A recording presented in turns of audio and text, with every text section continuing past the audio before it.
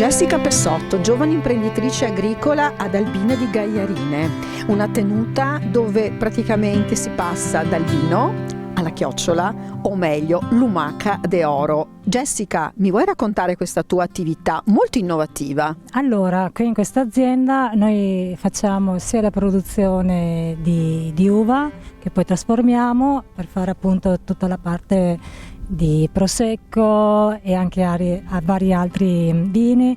Poi abbiamo un laboratorio che è certificato biologico, dove estraiamo la bava delle nostre lumache che leviamo qui appunto sul campo, in campo aperto. Dopodiché una volta estratta la bava la microfiltriamo, la vendiamo ai laboratori che ci chiedono appunto di poter poi utilizzarla per la loro cosmesi o per altre aziende, insomma, e la stessa cosa facciamo per la nostra linea cosmetica che si chiama Lumaca de Oro. Quindi abbiamo una bava molto particolare, con alto residuo secco, stabile, con tutte le sue varie proprietà curative.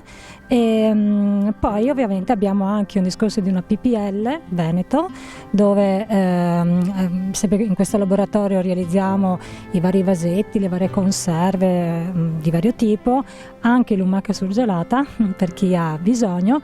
Comunque le estrazioni che facciamo col nostro estrattore, che è certificato cruelty free, quindi non muore nessuna lumaca, si chiama Zosnail, con quello che è l'unico tra l'altro brevettato e certificato dal Ministero appunto cruelty free.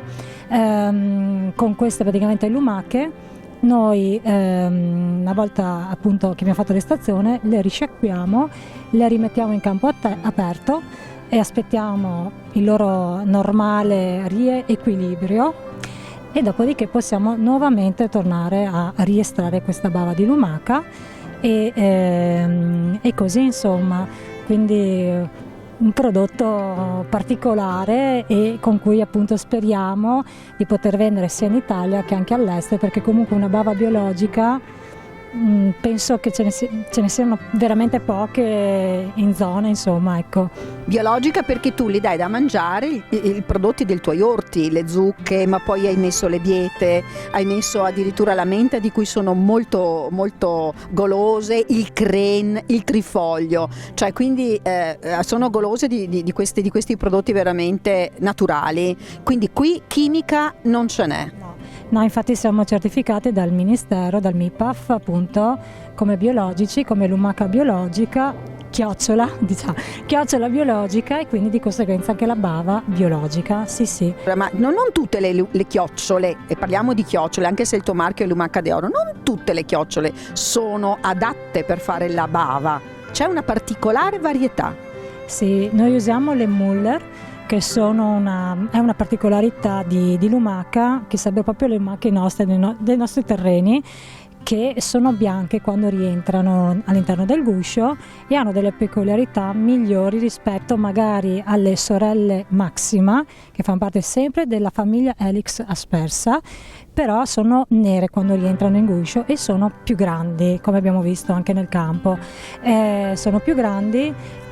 E quindi noi preferiamo, insomma, le mulle. Abbiamo visto tramite delle analisi in laboratorio che hanno delle peculiarità migliori, e quindi preferiamo, visto che ce le abbiamo, usare quelle.